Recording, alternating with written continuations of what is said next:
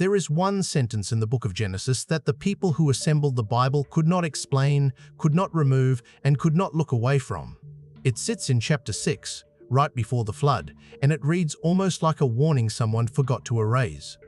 There were giants in the earth in those days. Giants, not a metaphor, not a poem. The oldest texts mean it the way a child means it. Things that were too big, born from something that should never have happened, walking the earth in the years before God decided to drown all of it. Their name was the Nephilim. And to understand what they were, you have to understand what made them. Because the Nephilim were not a species, and they were not an accident.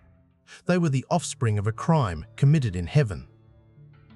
The Book of Enoch tells the first half of the story. 200 angels, the ones called the Watchers, looked down from the edge of heaven at the daughters of men, and they wanted them. They swore an oath together on the peak of a mountain, bound themselves to a single unforgivable choice, and came down. They took human wives, and the wives conceived. What was born was not human, and it was not angel. It was the thing in between, and the thing in between had no place in the order of creation, so it grew into something the world had no name for and no defense against. The Book of Enoch gives a number, and the number is the part people never forget. The children of the Watchers grew to a height of 300 cubits.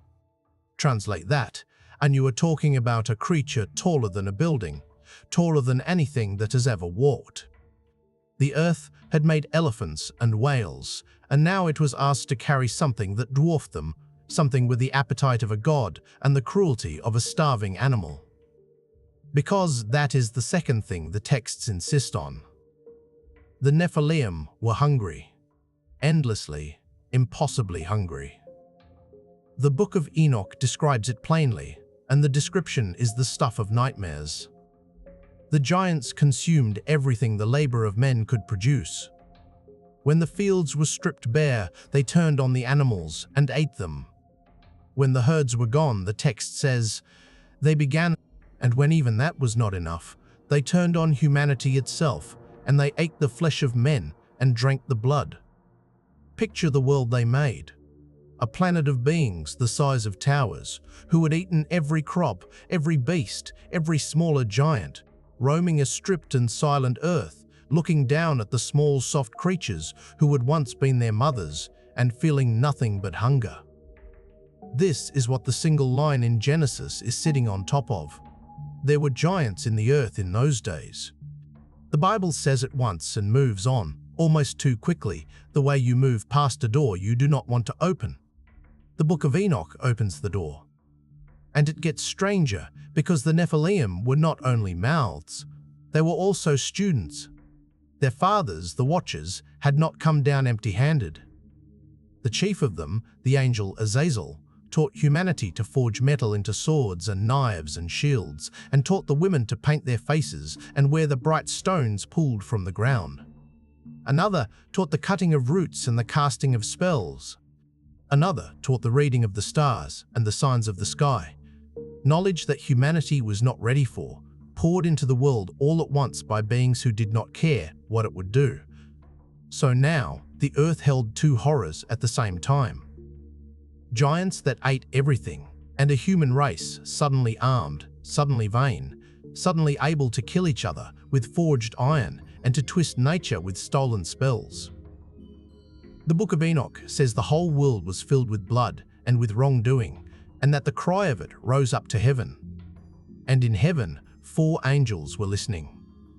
Michael, Gabriel, Raphael, and Uriel looked down at the ruin the Watchers had made, and they carried what they saw to the throne of God. They described the blood on the earth and the souls of the dead crying out and the giants striding across a world they had eaten alive. And the answer came back, and the answer was the flood. But before the water there was judgment, and the judgment fell first on the fathers. The angel Raphael was sent for Azazel, and the command is one of the most haunting in any ancient text. Bind him hand and foot, God says, and cast him into the darkness. Raphael was to tear open the desert, throw the angel into the pit, cover him with rough and jagged rocks, and leave him there in the black, alone, until the day of judgment at the end of the world. According to the Book of Enoch, he is still there, chained under a mountain in the desert, waiting. The other watchers were forced to watch something worse. They were made to stand and see their own children destroyed. The text says the angels were bound and made to witness the slaughter of the Nephilim. The giants turned against one another by heaven until they fell, the towering bodies collapsing across the earth they had stripped bare. The fathers had crossed an unforgivable line to make these children. Their punishment was to watch them die. And then the rain came, and the water rose, and the world that the watchers and the giants had ruined was washed down to nothing, and only one family floated above it.